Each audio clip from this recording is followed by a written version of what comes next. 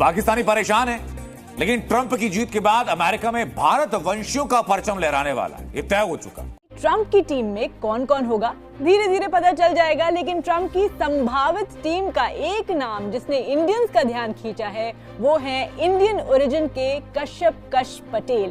भारतीय वो जो कि पटेल हैं, गुजरात से हैं, फिर डोनाल्ड ट्रंप के काफी नजदीकी है, तो और वो भी CIA के चीफ बन जाते हैं। तो पाकिस्तान के लिए आप क्या सोच पा रहे हैं कि किस तरह की सिचुएशन आप इन फ्यूचर डेवलप होते हुए देखते हैं? डोनाल्ड ट्रंप की एडमिनिस्ट्रेशन में बात की जा रही है कि जो कश्यप पटेल है, जो कि इंडियन अमेरिकन है, वो हो सकता है, बल्कि 80 to 90% चांसेस ऐसे है कि वो CIA अमेरिका की निहायत ही इंपॉर्टेंट एजेंसी के जो है चीफ मुंतखब होने जा रहे हैं। इस वक्त जो बात चल रही है वो ये है कि काश पटेल के नाम से एक ट्रंप के समझ लें कि बड़े करीबी साथी हैं जिनको CIA चीफ के तौर पे देखा जा रहा है। CIA चीफ काश पटेल जो कि लॉयर हैं और इससे पहले भी वो ट्रंप एडमिनिस्ट्रेशन में बड़ा रोल निभा चुके हैं, क्या होगा इसके बाद?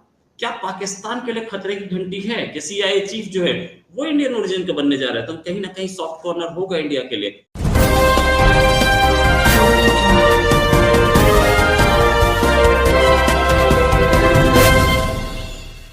इतना बड़ा ओहदा और CIA पाकिस्तान में तो आती रहती है, तो मतलब पाकिस्तानी अब एक इंडियन अमेरिका का वेलकम करेंगे CIA चीफ के तौर पर, तो बहुत बड़ी खबर है। इस पे क्या कहेंगी आप?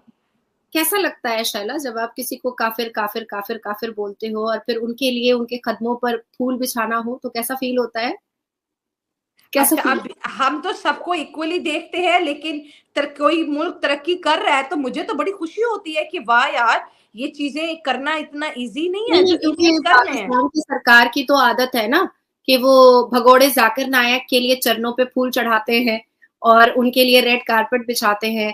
अब एक जिसको पाकिस्तान हिंदुओं को काफिर बोल करके पुकारता है, हमारे भारत के मुसलमान भी पुकारते हैं काफिर बोल करके, तो ऐसे में CIA चीफ बन करके अगर कश्यप पटेल आते हैं तो पाकिस्तान के तो कलेजे पर छुरियां चलने वाली है। तो मुझे शैला, to be very serious and to be very frank, America में आप इससे पहले भी देखिएगा, जब जो बिडेन की सरकार थी तब भी वहां पर आप सुंदर पिचाई को ले लीजिए, है ना, गूगल, और उसके बाद फिर जितने भी बड़े पदों पर CEO बने हुए या मैनेजिंग डायरेक्टर बने हुए या चीफ हेड बने हुए, इवन कितने 5 स्टार होटल्स है जिसमें हेड ऑफ द मैनेजर जो है वो इंडियंस है, कितने 5 स्टार और 7 स्टार होटल्स हैं जिसके जो सबसे बड़े शेफ हैं वो इंडियंस है अमेरिका के अंदर।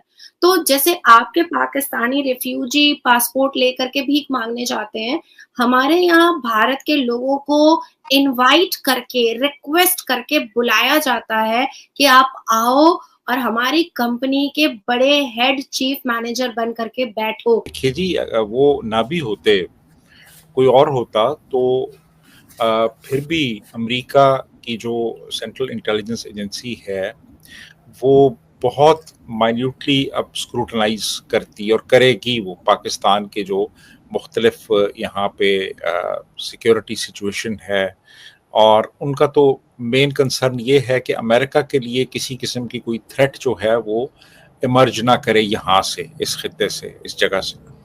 तो वो बड़ा क्लोजली मॉनिटर करेंगे इसे, वो हमारे न्यूक्लियर प्रोग्राम को भी क्लोजली मॉनिटर करेंगे, वो हमारी जो चाइना के साथ कोऑपरेशन है उसको भी क्लोजली मॉनिटर करेंगे। वो ये भी देखेंगे कि पाकिस्तान को असलहा कहाँ से आ रहा है और वो किस तरह का असलहा है, और पाकिस्तान ने क्या इनिशिएटिव्स लिए हैं टेररिज्म को काउंटर करने के लिए, और अगर कुछ दूसरे ममालिक को हमारे से शिकायत हैं तो उनका भी जायज़ा लेंगे। तो मेरा ख्याल है कि CIA अब बहुत ज़्यादा फाल हो जाएगी इस हवाले से। पूरी दुनिया में जहाँ जहाँ भी अमेरिकन इंटरेस्ट्स हैं उनको बड़ा क्लोजली वॉच किया जाएगा अंडर द न्यू एडमिनिस्ट्रेशन। सुनने में आ रहा है कि जो इंडियन लॉबी है वो अमेरिका के अंदर बड़ी पेनिट्रेट कर गई है और अमेरिकन सिस्टम के अंदर है। फॉर एग्जांपल इस वक्त जो बात चल रही है वो ये है कि काश पटेल के नाम से एक ट्रम्प के समझ लें कि बड़े करीबी साथी हैं जिनको CIA चीफ के तौर पे देखा जा रहा है और ये ट्रम्प के बड़े करीब रहे हैं। आप क्या समझते हैं ये जो बातें चल रही हैं इसमें क्या हकीकत है, क्या वजन है? माजी में ये नेशनल सिक्योरिटी काउंसिल में भी रहे हैं और इंटेलिजेंस डिपार्टमेंट ऑफ जस्टिस में भी काम कर चुके हैं। आपकी क्या असेसमेंट है, क्या इंफॉर्मेशन है, क्योंकि आप रिपब्लिकन पार्टी की सारी एस्टैब्लिशमेंट के बड़ा करीब हैं। What's your assessment on this and particularly overall India की जो वहाँ पे इंडिया डियास्पोरा है वो कितना कुछ ज्यादा एडमिनिस्ट्रेशन में आ सकता है? What's your take on that sir? Cheema साहब, मैं हमेशा ये बात करता आया हूँ कि भारत का जो डायस्पोरा है वो डायस्पोरा नहीं है, वो टेक्नोक्रेट्स है।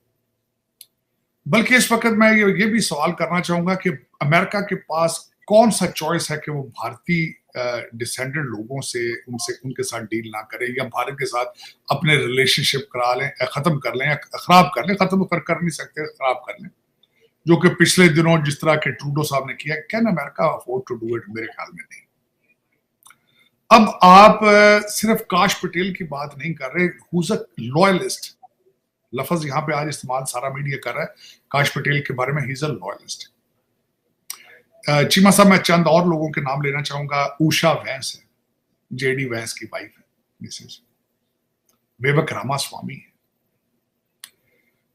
आज के हालात में रिपब्लिकन पार्टी के अंदर निक्की हेली है, रिपब्लिकन पार्टी के अंदर ही JD वैंस, हमारे जो लुधियाना के थे बॉबी जिंदल, अब उसके वर्ल्ड बैंक के हमारे जो सरदार साहब हैं। नमस्कार दोस्तों, आपका स्वागत है रावल न्यूज 24 में। कई रिपोर्ट में ऐसा बताया जा रहा है कि ट्रम्प कश्यप पटेल को अमेरिका में सेंट्रल इंटेलिजेंस एजेंसी यानी CIA के चीफ की जिम्मेदारी दे सकते हैं। वह इस पद पर नियुक्त होने के लिए शीर्ष दावेदार बताए जा रहे हैं। कई ट्रम्प सहयोगी ने CIA प्रमुख के रूप में नियुक्त के लिए पटेल का नाम आगे रखा है। भारतीय मूल के पटेल ट्रम्प के वफादार है। उनका जन्म 1980 में न्यूयॉर्क के गार्डन सिटी में गुजराती भारतीय माता पिता के घर में हुआ था, जो पूर्वी अफ्रीका से कनाडा के रास्ते संयुक्त राज्य अमेरिका में आकर बसे थे। पटेल के पिता एक विमान फर्म में वित्तीय अधिकारी के रूप में काम करते थे। 44 वर्षीय पटेल ने राष्ट्रीय सुरक्षा पद में ट्रम्प के आतंकवाद विरोधी सलाहकार और उनके पिछले कार्यकाल के दौरान कार्यवाहक रक्षा सचिव के चीफ ऑफ स्टाफ के रूप में काम किया है। उन्हें बचाव पक्ष के वकील, संघीय अभियोजक, शीर्ष सदन के कर्मचारी और राष्ट्रीय सुरक्षा अधिकारी के रूप में भी अनुभव है। उन्होंने तत्कालीन राष्ट्रपति डोनाल्ड ट्रंप की कई शीर्ष प्राथमिकताओं को अंजाम दिया था, जिसमें IAS और अल-कायदा के अल-बगदादी तथा कासिम अल-रिमी जैसे नेताओं का सफाया और कई अमेरिकी बंधकों को वापस लाना शामिल था।